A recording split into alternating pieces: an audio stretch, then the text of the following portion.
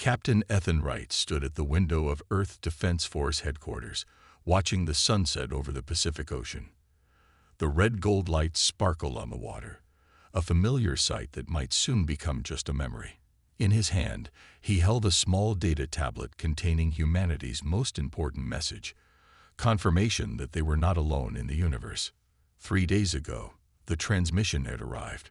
Radio telescopes across the planet simultaneously received the signal, a mathematically perfect sequence that could only be artificial, followed by clear instructions for communication. The Galactic Council had made contact, and they wanted to talk. "Captain, the Joint Chiefs are ready for you," said a young officer at the door. Wright nodded and straightened his uniform.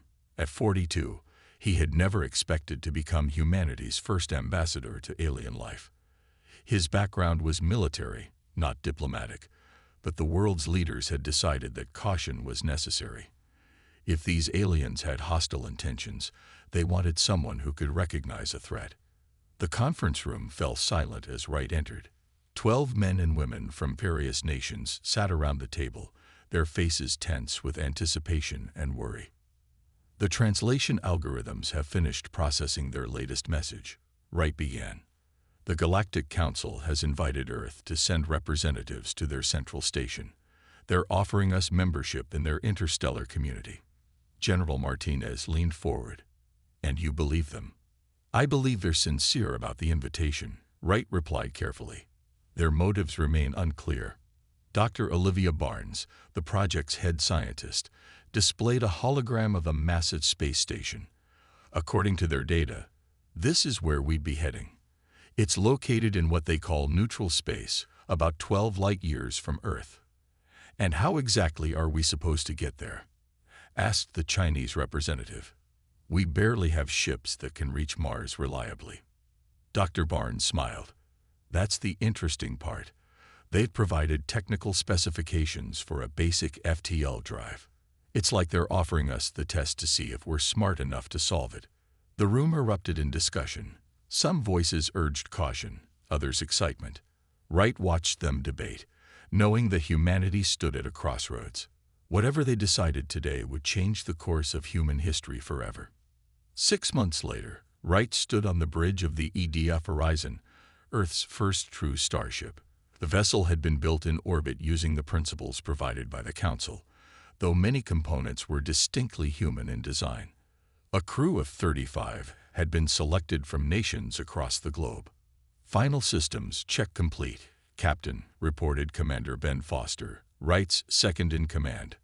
"We're ready for jump sequence." Dr. Barnes looked up from her station. "The drive is operating within parameters. If their physics is correct, we should arrive at the coordinates in approximately 72 hours. Wright nodded and took his seat. "Send the message to Earth Control. Let them know we're proceeding as planned." As communications specialist Lisa Forrest transmitted their final message home, Wright looked around at the faces of his crew. Dr. Barnes, with her brilliant mind and steady hands, Security Chief Jake Miller, whose watchful eyes missed nothing, and the others, engineers, scientists, and soldiers representing the best of humanity. "All stations, prepare for FTL initiation," Wright ordered.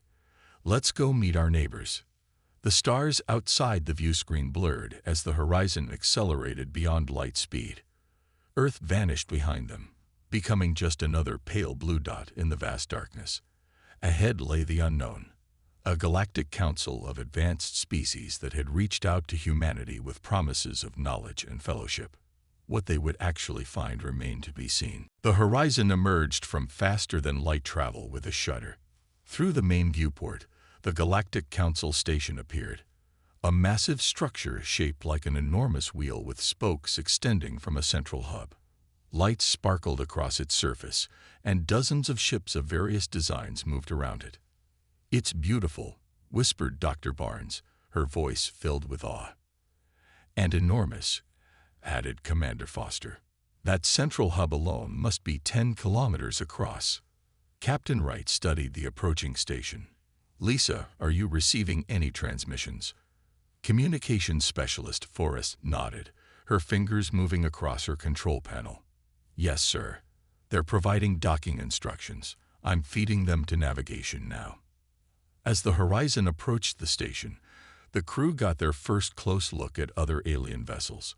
Some were sleek and needle-shaped, others bulky and rectangular. One massive ship glowed with a blue-green light that seemed to pulse like a heartbeat. "Look at those weapon systems," muttered Security Chief Miller, pointing to a passing warship with obvious gun emplacements. "Makes our railguns look like slingshots." Wright gave him a warning glance. "Keep those observations to yourself once we're aboard, Chief."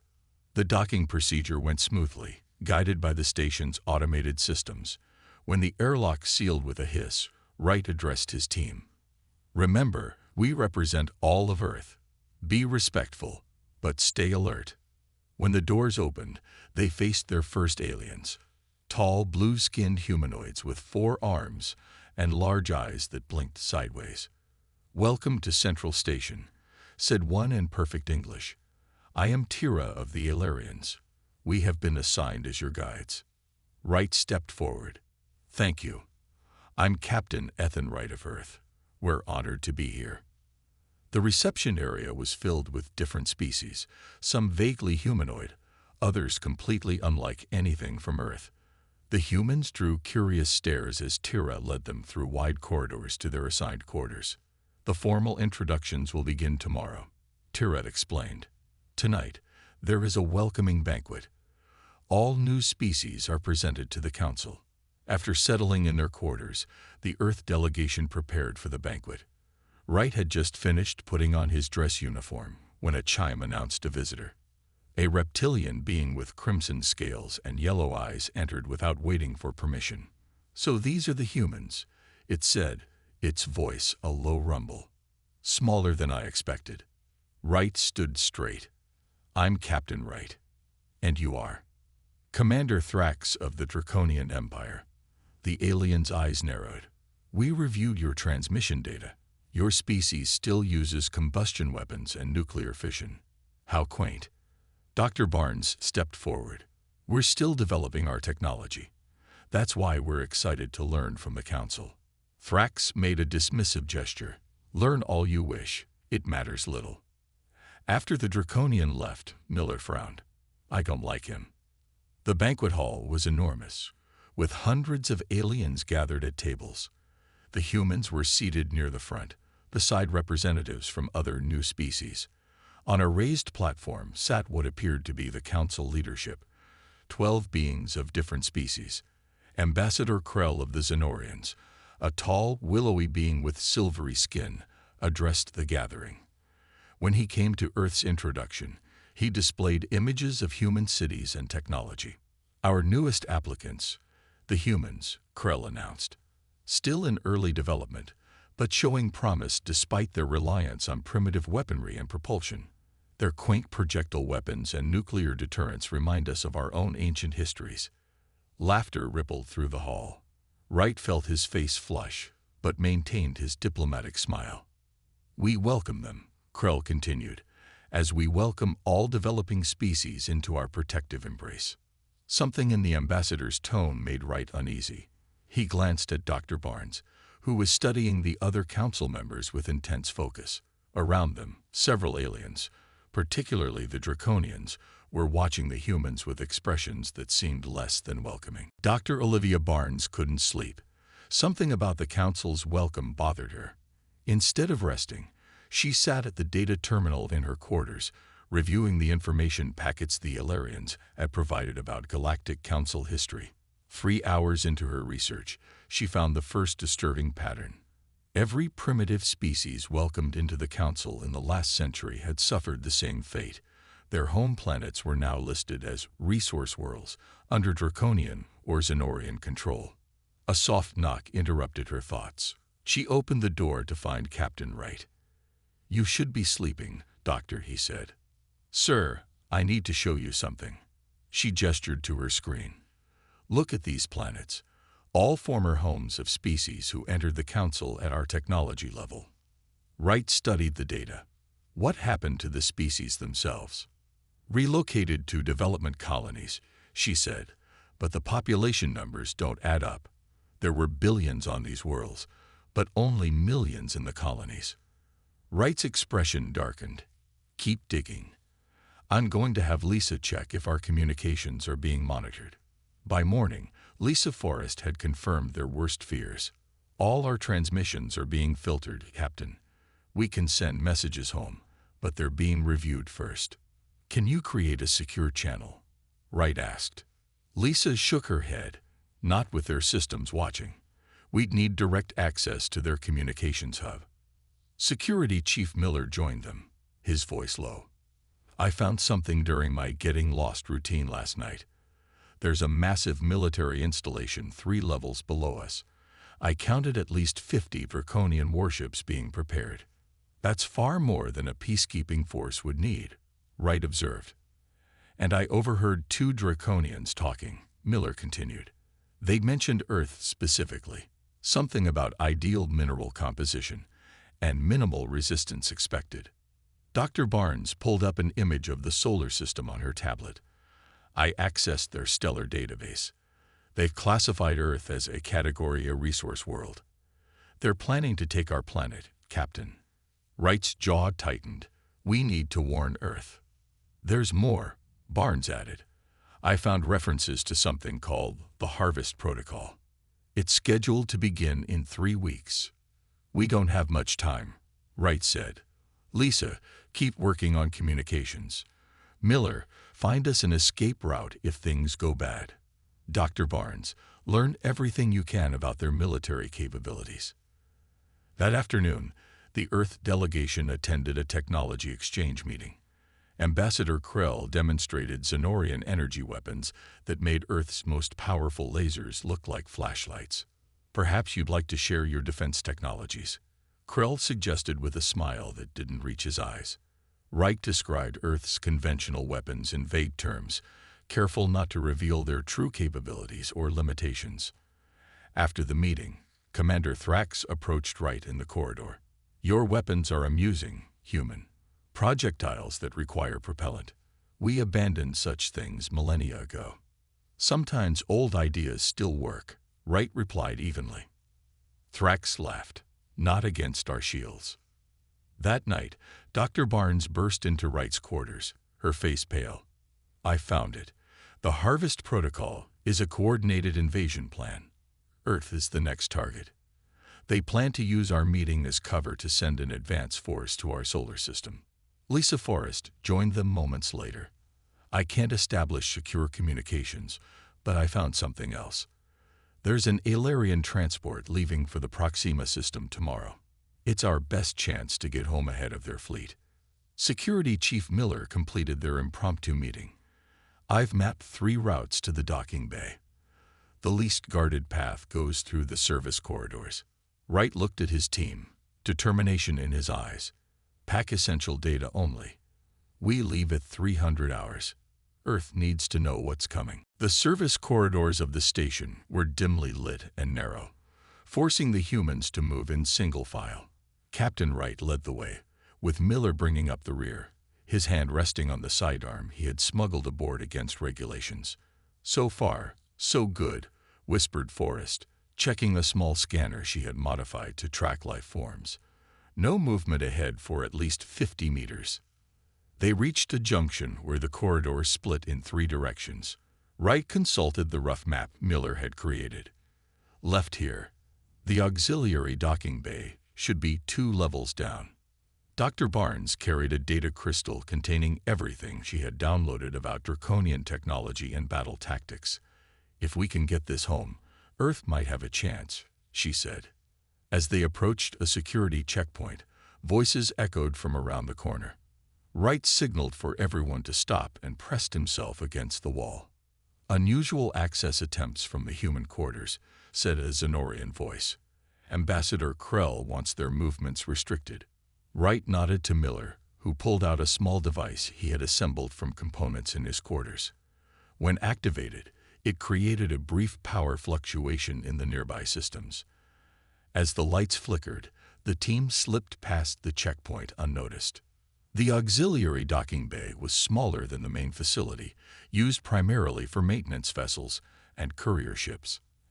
As they entered, they spotted their target, an Alarian transport preparing for departure. "That's our ride," Wright said. "Move quickly but don't run. Act like we belong here." They were halfway across the bay when an alarm began to sound. "So much for stealth," muttered Miller. Wright abandoned caution. "Run." The Alarian transport's loading ramp was down, its engines warming up. As they sprinted toward it, the bay doors began to close. "They're locking down the station," Forrest shouted. Wright activated his communicator. "This is Captain Wright of Earth requesting emergency departure clearance." There was no response, but as they reached the ship, the hatch opened. Inside stood Tyra, their Alarian guide. "Quickly," she urged. "I've been expecting you." They piled into the ship as security forces entered the bay. Tyra sealed the hatch and rushed to the controls. "Secure yourselves. This departure will not be smooth." The ship lifted off as energy blasts struck its hull. Tyra's fingers flew across the controls, bypassing normal launch protocols. With a sudden burst of speed, the transport shot through the narrowing bay doors with barely meters to spare. "Why are you helping us?" Wright asked as they cleared the station. "The Draconians and Xenorians have corrupted the Council," Tyra replied. "Many of us have been looking for ways to oppose them. You humans provided the opportunity." Their relief was short-lived. The ship's sensors detected 3 Draconian warships launching from the station in pursuit. "They're faster than us," Tyra said grimly. "We cannot outrun them." Wright studied the star charts. "There's a neutron star near here, isn't there? With an asteroid field." Tyra looked surprised. "Yes, but navigating that would be suicide." "Not necessarily," Wright said. "Let me take the controls." Reluctantly, Tyra yielded her position. Wright altered their course, heading directly for the dense asteroid field that orbited the deadly neutron star. "Captain, those rocks are moving at nearly relativistic speeds," warned Barnes. "Exactly why the Draconians won't follow us in," Wright replied, his hand steady on the unfamiliar controls.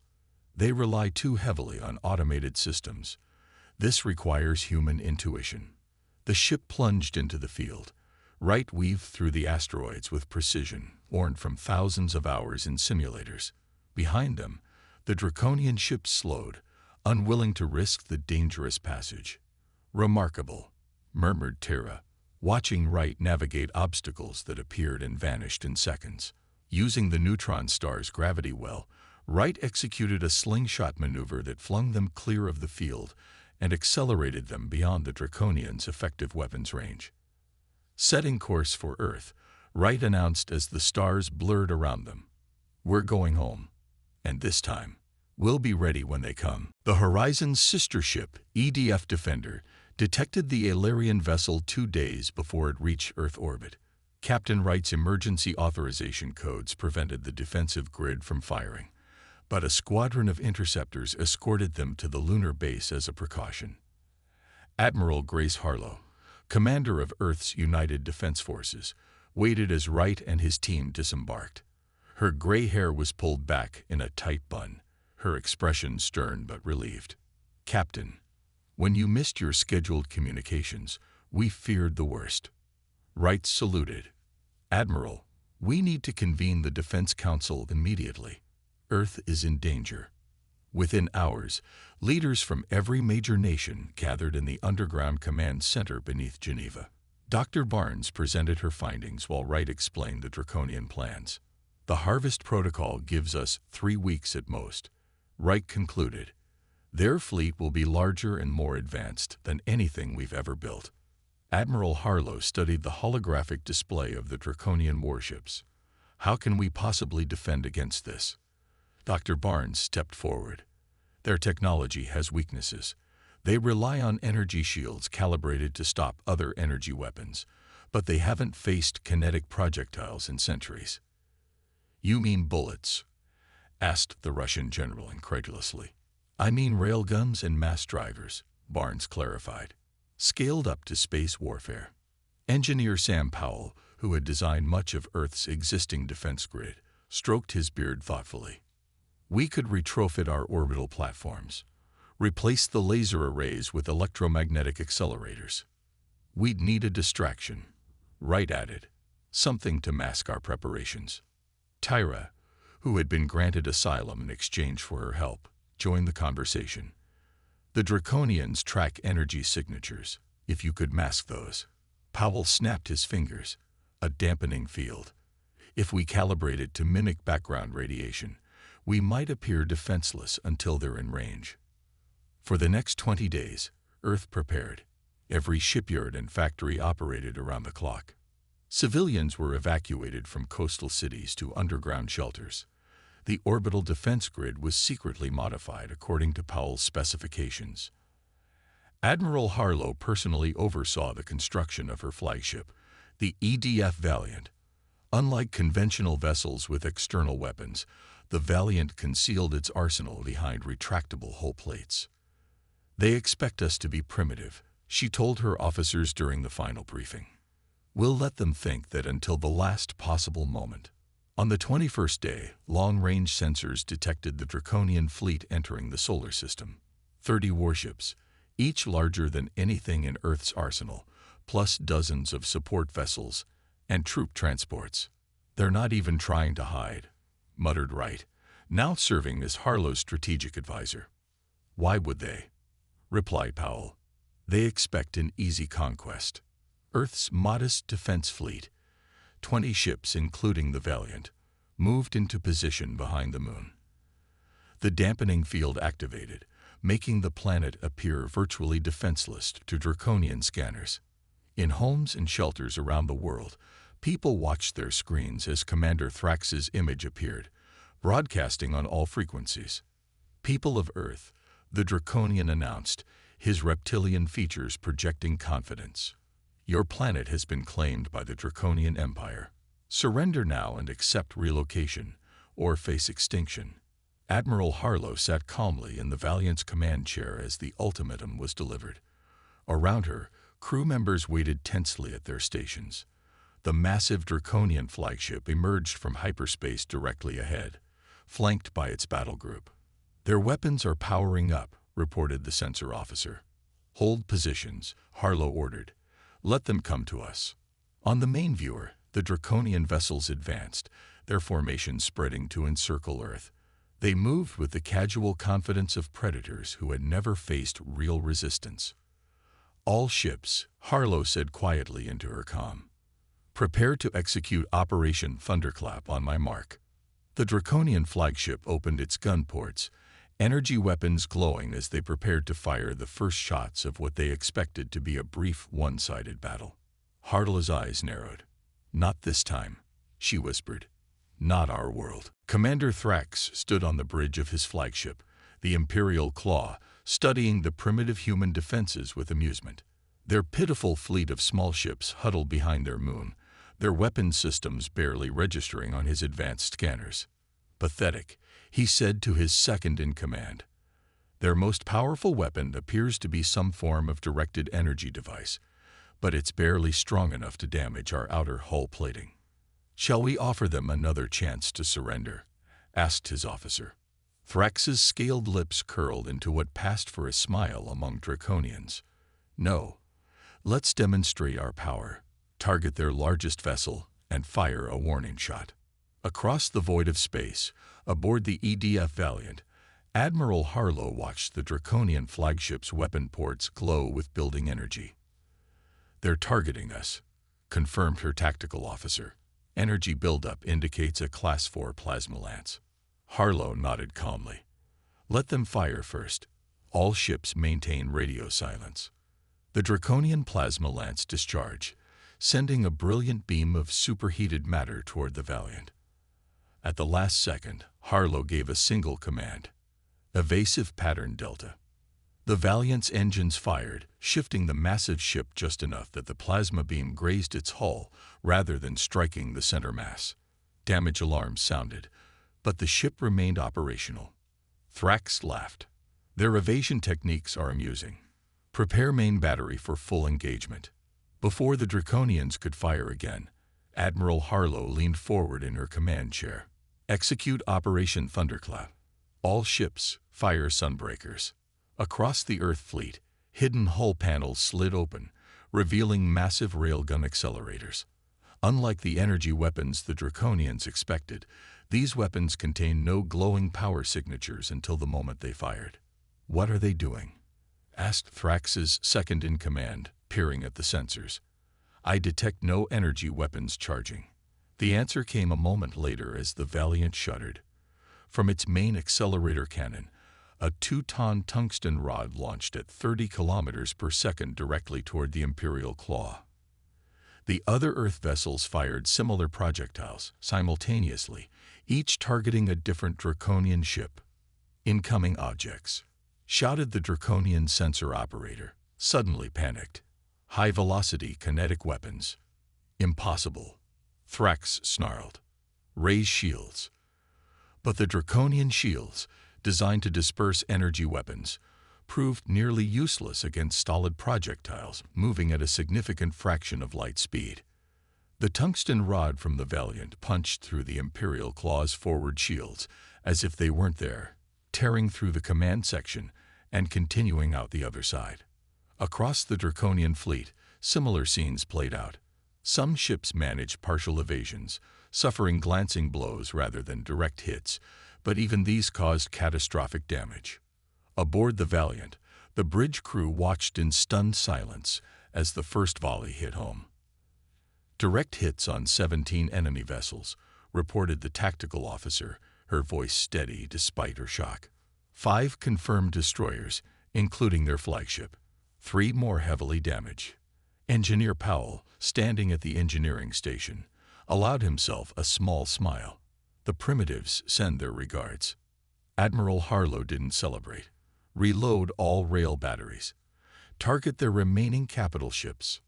On the surviving Draconian vessels, chaos reigned. Their commanders had never encountered weapons that could bypass their shields so completely. As emergency signals flooded their communication channels, the damaged Imperial Claw listed to one side, venting atmosphere and debris. Thrax, bleeding from a head wound, pulled himself back to his command console. Half his bridge crew lay dead around him. "All ships, regroup," he ordered. "Adjust shield harmonics to counter physical projectiles." But it was too late for such adjustments. The Earth fleet fired a second volley, this time targeting engines and power cores. More Draconian vessels erupted in silent explosions. From the Galactic Council observation vessel watching from a safe distance, Ambassador Krell stared in disbelief at his U-screen. The primitive humans had just decimated the pride of the Draconian fleet in less than 5 minutes. "Impossible," he whispered, echoing Thrax's earlier sentiment. But the evidence was undeniable. The humans had not only developed a weapon the Council races had long abandoned, they had perfected it beyond anything in the historical records. The remnants of the once mighty Draconian fleet limped away from Earth orbit, their formations shattered, their confidence destroyed. Of the 30 warships that had arrived to conquer the planet, only 11 escaped, most with severe damage. Commander Thrax, his flagship crippled beyond repair, had been forced to abandon the Imperial Claw and transfer to a support vessel. On Earth, celebrations erupted across continents. News broadcasts showed crowds filling streets from New York to Tokyo, from London to Sydney. Humanity had faced its first interstellar threat and emerged victorious. Admiral Harlow allowed her crew a brief moment of jubilation before calling her officers back to order. "This isn't over," she reminded them. "We've won the battle, not the war." 3 days after the engagement, Earth's long-range sensors detected a new ship approaching. Not a Draconian warship, but a sleek diplomatic vessel bearing Council markings. "They're requesting permission to approach under a flag of truce," reported Lisa Forrest, now Lieutenant Commander Forrest after her promotion. Captain Wright, standing beside Admiral Harlow on the Valiant's bridge, frowned. "The same council that planned to let the Draconians take our planet. I don't trust them." "Neither do I," Harlow agreed. "But we should hear what they have to say. Have them dock at the lunar base. Maximum security protocols." The council delegation consisted of 5 representatives, including Ambassador Krell of the Xenoridans. His typical arrogance had vanished, replaced by a careful formality as he faced Harlow, Wright, and Earth's Unified Leadership Council. The Galactic Council extends its apologies for the unfortunate misunderstanding with the Draconian Empire, Krell began, choosing his words with obvious care. Misunderstanding, Wright repeated incredulously. They tried to invade our planet. Krell's silvery skin flushed slightly. The Council officially condemns their actions. Commander Thrax acted without proper authorization. Admiral Harlow leaned forward. We have evidence proving the Council approved the Harvest Protocol. You were complicit in planning our conquest.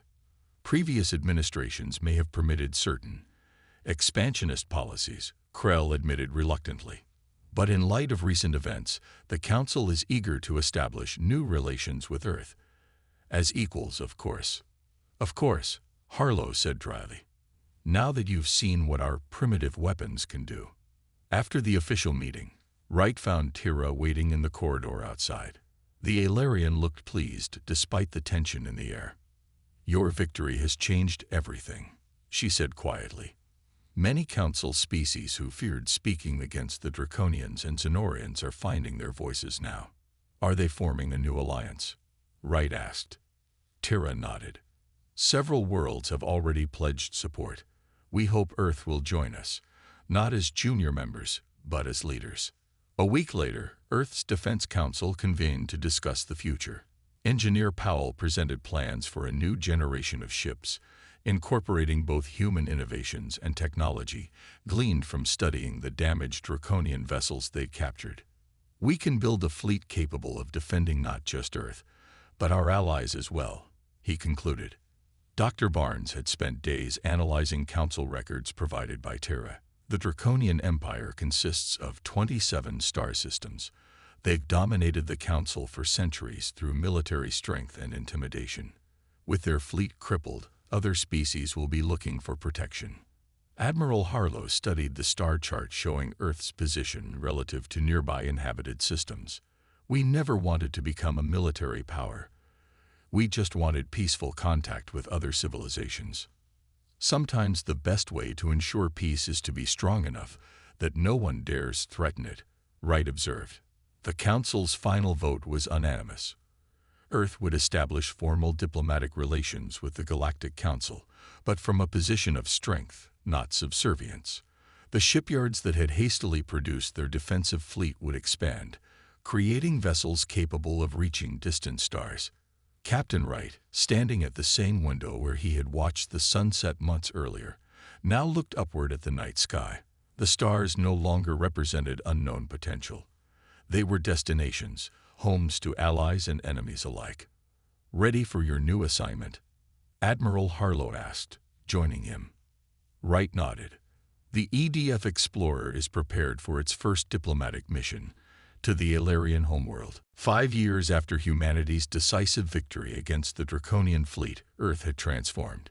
Cities now featured alien technology alongside human innovation. Space elevators connected the surface to orbital stations where ships from a dozen worlds docked regularly. Earth had become a center of interstellar commerce and diplomacy. Admiral Grace Harlow, now head of the United Earth Defense Command, stood beside Captain Ethan Wright on the observation deck of New Geneva Station. Below them, Earth gleamed blue and white against the blackness of space. Hard to believe how much has changed, Wright said. Just a few years ago, we didn't even know aliens existed. Harlow nodded. And now we're hosting the first Galactic Security Summit. The summit would bring together representatives from 30 star systems, including former enemies and new allies. Its purpose: creating a balanced power structure to replace the corrupted Galactic Council. The Draconian delegation arrives tomorrow, Harlow reminded Wright. Their new leadership claims to seek peaceful relations. Wright's expression hardened. After what they tried to do to Earth, I find that hard to believe. The best way to ensure peace is to be prepared for war, Harlow said. Something we learned the hard way. Earth's defense fleet now numbered over 100 vessels, incorporating both human ingenuity and alien technology. The Sunbreaker weapons that had turned the tide against the Draconians had been refined and improved by Engineer Powell's team. Dr. Olivia Barnes, now heading Earth's Xenotechnology Institute, had made extraordinary breakthroughs by studying alien technology through a human lens. Her team had developed hybrid systems that combined the best of multiple approaches, creating innovations that surprised even the oldest council races. The next morning, Wright stood in the station's main conference chamber as delegates arrived. The Illyrians came first, led by Ambassador Terra, now a close ally. The reptilian fourth, the crystalline luminar, and a dozen other species followed, each with their own interests and concerns. When the Draconian delegation entered, the room fell silent. Their new leader, Supreme Commander Vex, was younger than Thrax had been, with scales of deep blue rather than crimson. He surveyed the room with calculating eyes. "Captain Wright," Vex said, approaching with a formal bow. "Your reputation precedes you." "As does your species' reputation, Commander," Wright replied evenly. Vex's expression was unreadable. The past cannot be changed, but the future remains unwritten. The summit began with Admiral Harlow's opening address. 5 years ago, Earth was targeted for conquest by forces who believed us primitive and weak. They learned otherwise. She paused, looking directly at the Draconian delegation. But humanity does not seek revenge or domination. We seek balance, security for all worlds, not just the powerful. Over the next 3 days, negotiations proved challenging. The Draconians resisted limitations on their military. The Xenorians objected to sharing technological advancements. Smaller worlds demanded protection without contribution. During a particularly heated debate, alarms suddenly blared throughout the station. Lieutenant Commander Forrest rushed into the chamber. "Admiral, we've detected multiple unauthorized hyperspace signatures approaching Earth. They don't match any known configuration." The observation windows automatically polarized as brilliant flashes of light appeared in orbit. Strange ships, unlike any design they had encountered before, emerged from hyperspace. "All delegates to secure areas," ordered Harlow. "Defense fleet to battle stations." As the chamber emptied, Commander Vex remained beside Wright. "Those are not Draconian vessels," he said firmly. "Then whose are they?" Wright demanded. "Unknown, even to us," Vex replied. "But we have legends of beings from beyond the galactic rim, entities that appear when civilizations reach certain technological thresholds." On the command deck, sensor officers reported dozens of the unknown vessels surrounding Earth.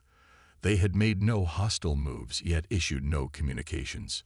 "Send a message on all frequencies," Harlow ordered. "Make it clear we will defend ourselves." As Earth's fleet moved into defensive positions, Wright realized the truth. Humanity's greatest test wasn't defeating the Draconians, it was what came after. The mysterious new arrivals might be peaceful explorers or something far worse. Either way, Earth now stood not alone, but as the central defender of their region of space. For the first time, former enemies and new allies alike looked to humanity for protection. The species once mocked for primitive weapons had become the shield for an entire sector of the galaxy.